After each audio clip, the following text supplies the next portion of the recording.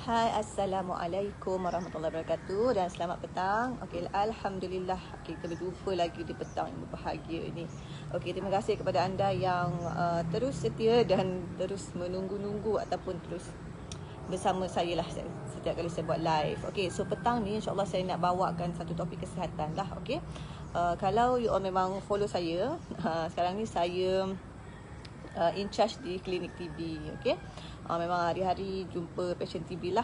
Okey, TB ni walaupun dia macam orang macam tak heran sangat lah pun, macam tak berapa tahu pun pasal TB ni, tak sehebat COVID lah kan. Walaupun dia macam cara penyebaran dia tu lebih kurang sama dengan COVID kan, tapi macam TB tak tahu sangat lah. Tapi ketahuilah bahawa kuman TB ni dah bertapak di dunia ni dah ratusan tahun dah.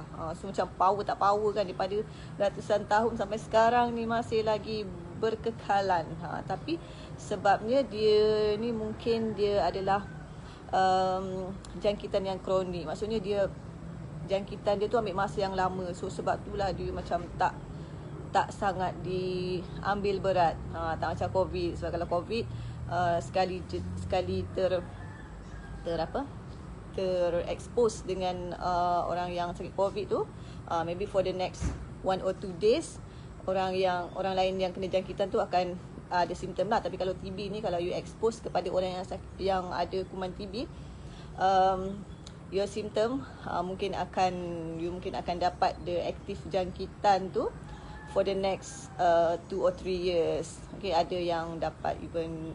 Tapi kalau macam you memang dapat jangkitan TB tu, memang ada kuman TB tu yang membiak dalam you punya badan, selalunya lah orang itu akan dapat aktif TB dalam 5 tahun awal dia kena jangkitan tu.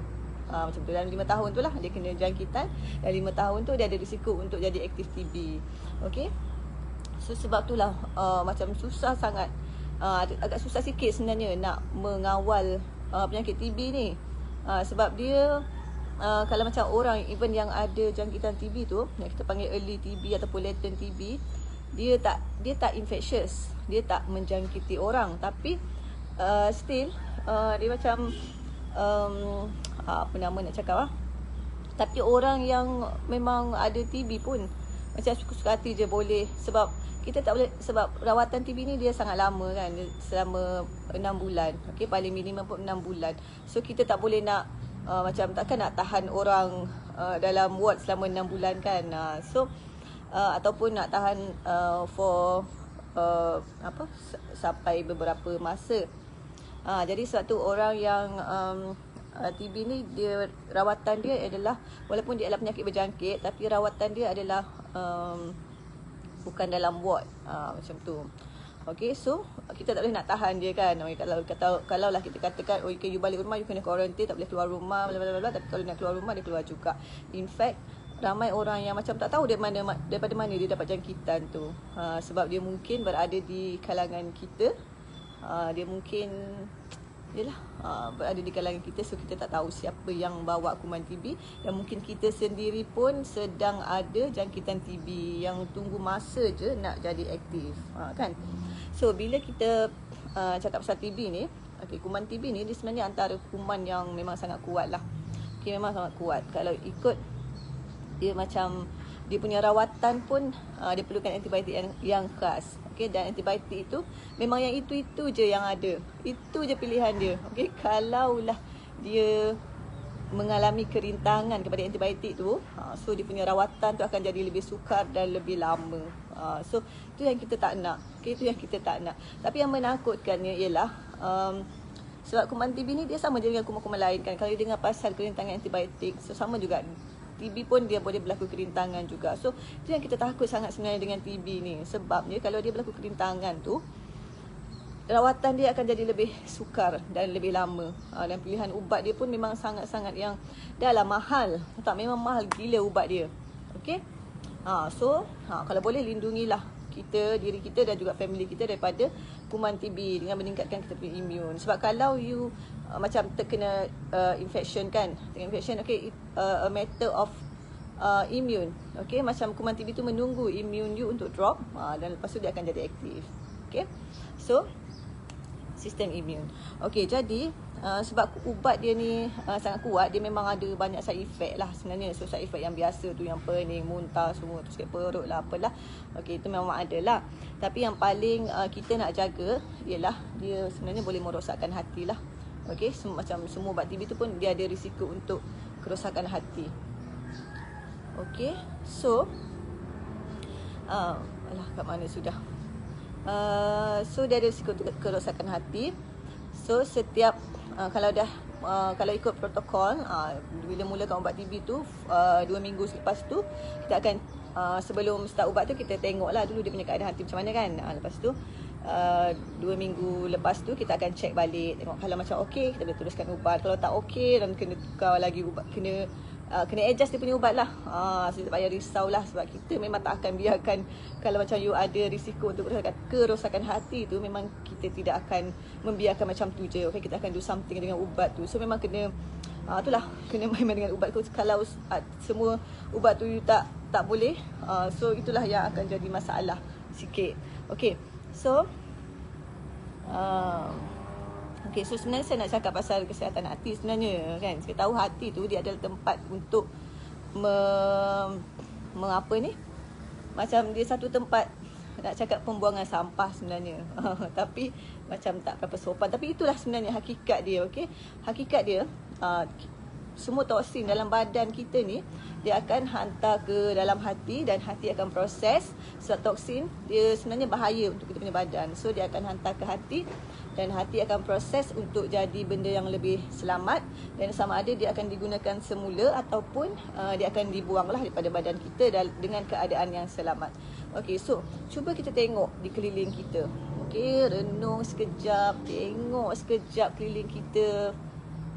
Okey, sebenarnya dalam sedar tak sedar kita banyak terdedah dengan toksin di sekeliling kita dalam dunia ni sekarang. Okey, even daripada udara yang kita sedut pun kan, sebab kita rasa udara segar, tapi sebenarnya sebelah kanan kiri semua ada kereta. Daripada exhaust kereta tu membebaskan gas-gas yang yalah, yang berbahaya, yang beracun, yang sebenarnya boleh detoksin dalam badan kita lah. Itu yang pertama. Yang kedua, daripada makanan kita sendiri pun, daripada makanan proses, makanan yang tak berkhasiat, okey, semua tu boleh jadi toksin dalam badan kita. Lepas tu daripada skincare, daripada makeup yang kita guna, mungkin ada bahan-bahan kimia yang berbahaya, okey, yang boleh actually kan, kalau ada setengah orang dia cakap kalau yang makan-makan ni, contohnya lah suplemen ke apa ke, dia takut sebab akan masuk dalam salur darah. Tapi sebenarnya yang sapu kat muka tu sebenarnya lagi bahaya, sebabnya dia terus masuk dalam salur darah kecil ni, dia boleh masuk juga, dia akan menyerap dalam kulit. Okey, so sama juga bahaya dia. So benda-benda toksin macam tu, benda-benda macam tu akan dihantar ke hati untuk diproses. So cuba bayangkan kalau terlampau banyak kan, kalau macam tempat pembuangan sampah pun, kalau tiap-tiap hari kita pergi dump sampah kat situ, dah bertimbun, kan, sama lah juga dengan hati kita ni. Somehow dia akan jadi lag dan dia akan jadi overload dengan toksin-toksin tu, sampaikan hati pun tak boleh nak berfungsi dengan baik dah. So tanda-tanda masalah hati, okay, contohnya hati tu tak boleh nak fungsi dengan baik sebab dia buang toksin kan. So bila hati tak boleh nak memproses toksin tu, tapi toksin tu still kena dibuang juga daripada badan kita. Takkanlah nak simpan kan, simpan masalah lain pula. So dia akan dikeluarkan melalui organ lain. Okay, contohnya kulit. Sebab itulah sometimes ada orang yang breakouts pada kulit, ataupun kulit jadi kusam ke kan, ataupun masalah kulit kering ke macam tu. Itu mungkin tanda-tanda masalah hati. Okay, in fact tanda masalah hati ni boleh nampak dari kulit.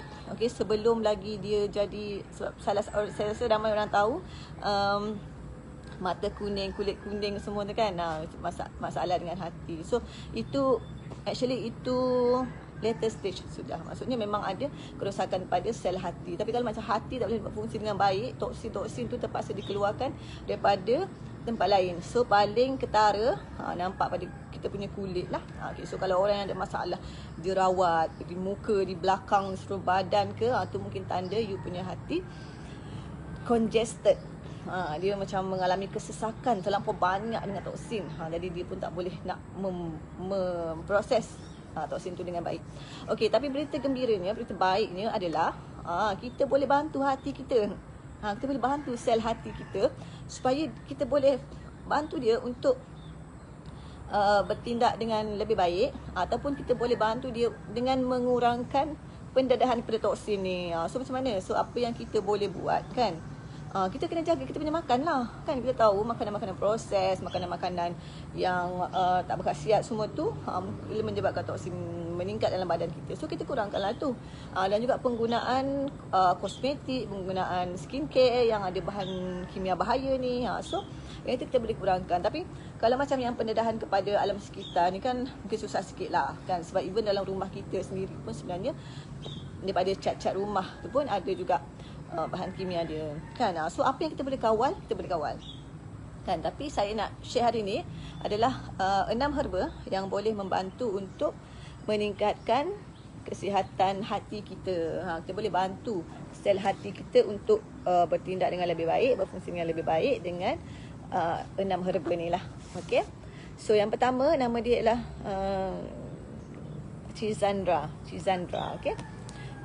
Schizandra ni dia jenis tumbuhan lah. So dia ni memang banyak lah digunakan dalam skincare, dalam skincare lain tahu. Okay. So apa dia punya fungsi? Schizandra ni dia berfungsi, dia bertindak sebagai adaptogen. Adaptogen ni dia melindungi sel hati kita daripada tekanan oksidatif dan dia meningkatkan sistem imun. Okey, dia juga boleh meningkatkan enzim yang menghasilkan sel-sel hati yang baru. Sel hati kita ni dia macam dia regeneratif. Dia boleh menghasilkan sel sendiri dengan cepat. Sebab tu ada transplant hati kan. Okey, sebab dia boleh regenerate. Kalau sel-sel lain dia membahagi, tapi ini dia regenerate, dia bina sel baru. Okey. Yang kedua adalah dandelion. Dandelion ni ialah pokok yang siapa tengok cerita Doraemon. Okey, cerita Doraemon dulu kan ada yang terbang tu, kipas tu, ada dandelion. Sebenarnya dia ni walaupun kita nampak macam simple, macam rumput-rumput je kan. Tapi sebenarnya dia pack dengan vitamin dan antioksida, dan juga dia memang ada manfaat kepada hati. Dan ramai orang sebenarnya yang tahu dia punya khasiat tu memang makan macam salad macam tu. Okey. Okey, yang ketiga kita ada milk thistle. Milk thistle ni pun saya rasa tak ada kat Malaysia kot. Saya pun tak tahu. Dia ada bunga yang warna purple, tapi macam rasanya tak ada kat Malaysia kot dia ni. Tapi milk thistle ni memang ada banyak kajian lah yang mengaitkan dia dengan kesihatan hati. Sebab dia bertindak sebagai anti radang. Okey, dan dia mengurangkan tekanan oksidatif ataupun mengurangkan keradangan dalam hati. Sebab keradangan ni akan menyebabkan sel-sel kita banyak rosak. Okey, so jadi milk thistle ni dia akan jaga sel hati tu daripada kerosakan lah. Okey, yang keempat adalah chamomile. Chamomile ni dia macam sejenis bunga daisy lah. Okey, selalunya saya nampak chamomile ni dia dalam teh. Okey, sebab dia memang boleh bagi kesan menenangkan, especially pada kulit kita. So actually dia membantu untuk kecantikan dan kesihatan kulit juga. Okey, dia juga mempunyai kesan anti kuman. Okey, antiseptik dan juga antioksida juga. Okey. Yang keenam adalah saw palmetto. Orang mesti tak kenal lah apa benda ni. Okey, tapi dia dia mempunyai kesan anti-androgen. Anti-androgen ni sebab actually kalau orang-orang yang macam berjerawat, sebenarnya dipengaruhi oleh androgen juga. Sebab tu kita tengok lelaki-lelaki remaja yang baru nak up tu, muka dia orang berjerawat kan. Sebabnya androgen yang berlebihan. Okey, dan juga saw palmetto ni dia boleh membantu wanita-wanita yang ada PCOS, yang mana mempunyai ciri-ciri lelaki yang berlebihan sebabnya hormon androgen yang berlebihan lah. Okey, yang terakhir adalah Sarsaparilla. Sarsaparilla, ya Allah, nama pun. Okey, dia pun sejenis herba yang kaya dengan antioksida juga. So dia memang directly bermanfaat untuk kita punya hati. Okay, so kat mana nak dapat semua herba-herba ni kan? Dah tahu dah bermanfaat. Lepas tu cakap tadi macam susah nak jumpa kat Malaysia, kecuali dandelion lah kot kan, kat pada padang rumput tu banyak kan. So tapi satu ada Street Sandra, dandelion, milk thistle tu ada dalam satu produk Shaklee yang nama dia DTX Complex. Dan DTX Complex ni, tapi saya tak bawa pula contoh dia, tapi nanti saya boleh up lah. Okay, saya boleh tunjuk dia punya gambar dan dia punya manfaat sekali. Dan memang DTX Complex ni memang terbukti dia boleh membantu untuk meningkatkan kesihatan hati dengan meningkatkan penghasilan sel-sel hati. Okay. Dan dia juga membantu untuk penghadaman, membantu untuk detox, dan juga membantu untuk kulit. So itulah saja saya punya sharing petang ni sebenarnya. Saya nak share pasal herba-herba yang untuk meningkatkan kesihatan hati kita. Okay, hati kita ni sebenarnya organ yang sangat penting juga. Sebenarnya semua organ dalam badan kita pun penting kan. Tapi bila kita jaga kesihatan satu organ, actually dia akan dapat manfaat kepada seluruh badan kita juga sebenarnya. Okay, so nanti saya akan share. Okay, saya akan share pasal tu DTX. Okay, so ada tak siapa-siapa nak tanya soalan ke?